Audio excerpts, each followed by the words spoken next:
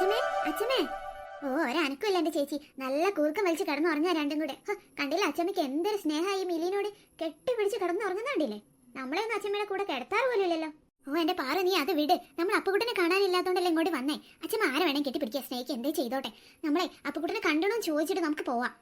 ഓ എന്റെ ചേച്ചി ഇവരോട് ചോദിച്ചിട്ടൊന്നും ഒരു കാര്യമില്ല. ഇവർ രണ്ടുപേരെ അപ്പുകുട്ട ഈ വീടിന്ന് പോകാൻ വേണ്ടി പ്രാർത്ഥിക്കുന്നവരാ. അതുകൊണ്ട് അപ്പുകുട്ടനെ എവിടെയെങ്കിലും കണ്ടിടുന്ന തന്നെ അവർ പറയൂല. നമുക്ക് ഈ റൂമിലൊക്കെ ഒന്ന് നോക്കാം. ആ അത് ശരിയാ. അവരോട് അപ്പുകുട്ടനെ കാണാനില്ലെന്നെങ്ങാനും പറഞ്ഞ ഇപ്പൊ വലിയ സന്തോഷമാവാൻ മതി. ഇല്ലല്ലോ പാറു, ഈ റൂമിലും അപ്പുകുട്ടനില്ല. അവൻ പിന്നെ നമ്മളോടൊക്കെ പറയാതെ എവിടേക്കാ ചേച്ചി പോയിട്ടുണ്ടാവുക? എനിക്ക് ആകെ പേടിയാവുന്നു. എനിക്കും പേടിയാവുന്നുണ്ട്. വാ നമുക്ക് അച്ഛനോടും അമ്മയോടും കാര്യം പറയാം. അച്ഛമ്മേ ഇനി കണ്ണു തുറന്നോ. അവര് രണ്ടുപേരും സ്ഥലം വിട്ടു. രണ്ടും കൂടി രാവിലെ തന്നെ അവനെ കാണാനില്ലെന്നും പറഞ്ഞ് ഓടി നടക്കുക. എന്തൊരു സ്നേഹം. അങ്ങനെ തന്നെ വേണം അവർക്ക്. അതന്നെ, അങ്ങനെ തന്നെ വേണം രണ്ടിനും.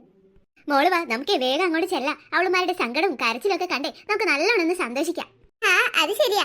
അവളുമാരുടെ സങ്കടേ നേരത്തെ എനിക്ക് നല്ലോണം കാണാൻ പറ്റിയില്ല. ഞാൻ ഉറങ്ങുന്ന പോലെ അഭിനയിക്കായിരുന്നില്ലേ. പിന്നല്ലേ അമ്മമ്മ ഇന്ന് എനിക്ക് ബിരിയാണിയും ഐസ്ക്രീമും ഒക്കെ ഉണ്ടാക്കി തരാന്ന് പറഞ്ഞിട്ടുണ്ട്.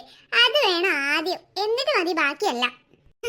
അതൊക്കെ അമ്മമ്മയ്ക്ക് നല്ല ഓർമ്മയുണ്ട്. എല്ലാം അമ്മമ്മേന്റെ കുട്ടിക്ക് ഉണ്ടാക്കി തരും അമ്മമ്മ. ഒറ്റയ്ക്ക് മുഴുവൻ കഴിച്ചു തീർത്തോണം. അവളുമാർക്കൊന്നും ഒരു തരി പോലും കൊടുത്തേക്കരുത് കേട്ടോ. അതിനും മണി പുളിക്കും. ഒരു തരി പോയിട്ടെ ഒരു ബിരിയാണീന്റെ അരി പോലും ഞാൻ കൊടുക്കത്തില്ല അവളുമാർക്ക്. അച്ഛമ്മേന്റെ കുട്ടി തന്നെ.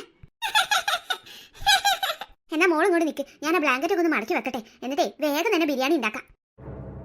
അയ്യോ എന്താ അമ്മമ്മേ, എന്ത് പറ്റി? അയ്യോ മോളെ മോളെ ഇങ്ങോട്ട് നോക്ക്. അതെ മോളെ, ഇവനെ നമ്മൾ അവിടെ കൊണ്ടുപോയി കളഞ്ഞതല്ലേ. അതും കയറോണ്ട് കെട്ടിവെച്ചതല്ലേ. പിന്നെ എങ്ങനെയാ ഇവൻ നമ്മുടെ അടുത്ത് വന്ന് കിടന്നത് എപ്പോഴാ? അമ്മമ്മേ ഇനി ഇവൻ വല്ല പ്രേതോ മറ്റോ ആയിരിക്കോ? എനിക്ക് ആകെ പേടിയാന്ന് അമ്മമ്മേ. ഇവനെ ആ കെട്ടയച്ച് നമ്മുടെ പിറകെ തന്നെ വന്നതാണ് മോളെ.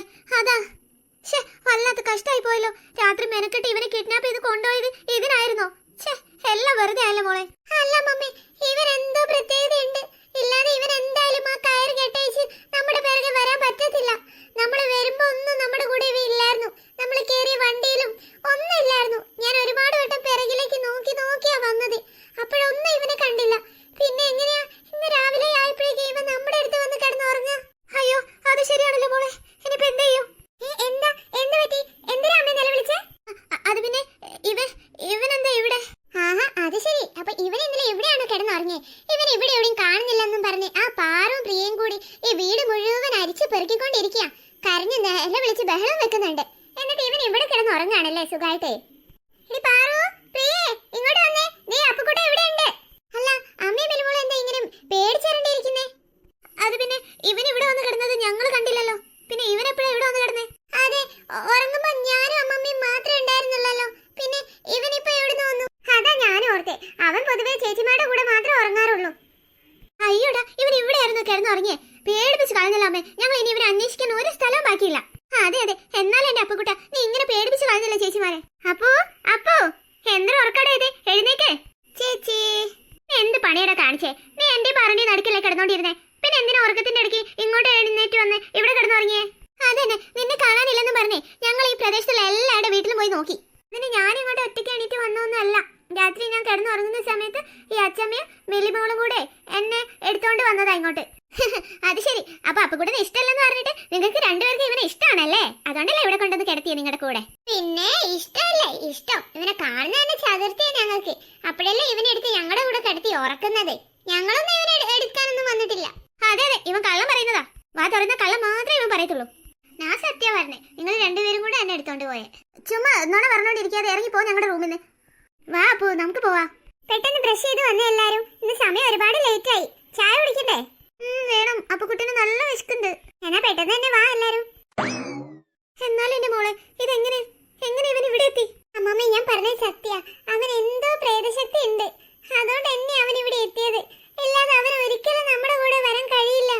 ശരിയാ മോളെ, ഇനി അവനോട് കളിക്കുമ്പോഴേ സൂക്ഷിച്ച് കളിക്കണം നമ്മള്. എനിക്ക് വിശന്നിട്ട് വയ്യ അമ്മമ്മേ.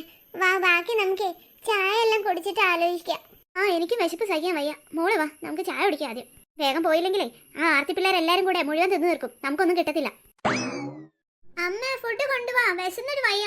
ഓ ദാ എടുത്തു, ഇപ്പൊ കൊണ്ടുവരാം. എന്താ ചേച്ചി ബ്രേക്ക്ഫാസ്റ്റിന്? ദോശ.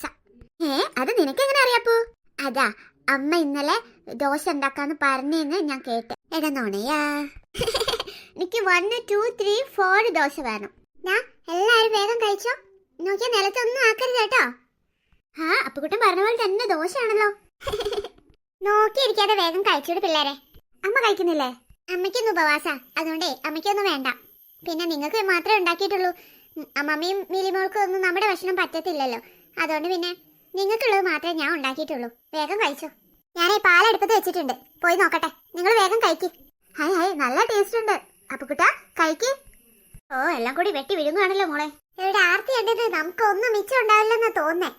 മോള് കയറി ഇരിക്കും, ഞാൻ സുലുവിനെ വിളിക്കാം. ഓ ഇങ്ങനെ ഒരു ആർത്തി പിടിച്ച ചെക്കൻ, അവന്റെ കയ്പ് കണ്ടില്ലേ മോളെ. എടി സുലു, സുലു എത്ര നേരമായിട്ട് ഇവിടെ വന്ന് ഇരിക്കുന്നത്? ഭക്ഷണം കൊണ്ടുവാ. ഹോട്ടലിൽ പോലും ഇത്രയും സമയം എടുക്കില്ല അല്ലേ അമ്മേ? ആ മോള് പറഞ്ഞത് ശരിയാ, ഹോട്ടലിൽ പോലും ഇത്രയും സമയം എടുക്കില്ല. എന്താ അമ്മേ, എന്നെ വിളിച്ചോ? ഓ നിന്റെ ചന്ത കാണാൻ വിളിച്ചതല്ല, എടി ഭക്ഷണം എടുത്ത് വെക്കാൻ. എത്ര നേരമായി മാമി ഞങ്ങൾ വെയിറ്റ് ചെയ്യുന്നു.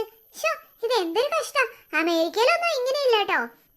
അതിന് അമ്മ ഇന്നലെ പറഞ്ഞത് എന്റെ ഭക്ഷണം അമ്മയ്ക്ക് ഇഷ്ടമല്ലെന്നല്ലേ. അതുകൊണ്ട് നിങ്ങൾക്ക് രണ്ടുപേർക്കുള്ള ഭക്ഷണം നിങ്ങൾ തന്നെ ഉണ്ടാക്കുന്നു. മാത്രമല്ല ഇന്നെന്തോ ബിരിയാണി ഉണ്ടാക്കുന്നൊക്കെ പറഞ്ഞായിരുന്നല്ലോ മിലിമോള്. പിന്നെ അതുകൊണ്ടാ ഞാനൊന്നും ഉണ്ടാക്കിയില്ല നിങ്ങൾക്ക്. ഇവർക്ക് വേണ്ടി മാത്രമേ ഞാൻ ഉണ്ടാക്കിയിട്ടുള്ളൂ. എനിക്കാണ് ഇന്ന് ഉപവാസമാ.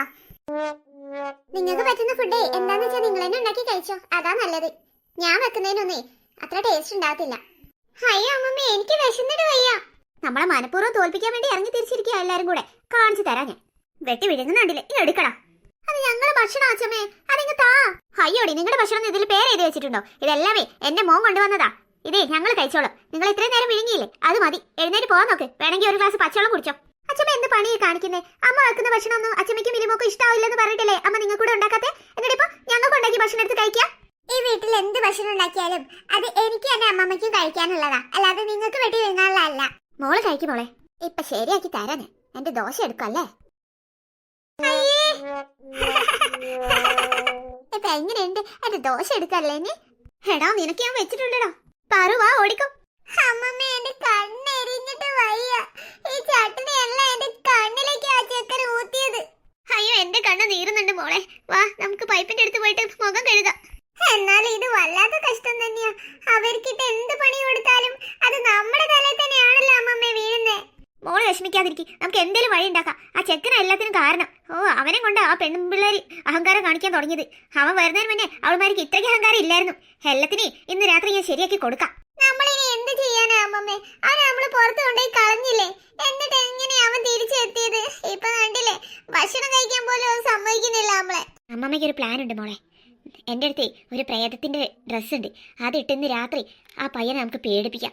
അത് കണ്ട് അവൻ ഇത് പ്രേത വീടാണെന്ന് കരുതി പേടിച്ച് ഓടിക്കോളും. ഇതെങ്കിലും നടന്നാ മതിയായിരുന്നു. ഇത് നടക്കും മോളെ, എനിക്ക് ഉറപ്പാ. അവനെ പ്രേതങ്ങളെ ഭയങ്കര പേടിയാ. ആണോ? എന്നാ പിന്നെ ഒരു ഡ്രസ് കൂടി ഉണ്ടെങ്കിൽ എനിക്കൂടെ ഇരുതായിരുന്നു. അതൊക്കെ നമുക്ക് ഒപ്പിക്കാം മോളെ. എങ്ങനെങ്കിലും ഒന്ന് രാത്രി ആവട്ടെ. അവരെ മാത്രം പേടിപ്പിച്ചാ പോരാ, ആ പാർവതിയും പ്രിയനെയും കൂടെ പേടിപ്പിക്കണം. പേടിപ്പിക്കാം മോളെ, എല്ലാരെയും നമുക്ക് പേടിപ്പിക്കാം. പേടിപ്പിച്ച് വീടിന്ന് പുറത്താക്കാം. എന്നിട്ട് നമുക്ക് ഇവിടെ സന്തോഷത്തോടെ ജീവിക്കാം. എത്ര വേണമെന്നൊന്ന് രാത്രി ആയാ മതിയായിരുന്നു.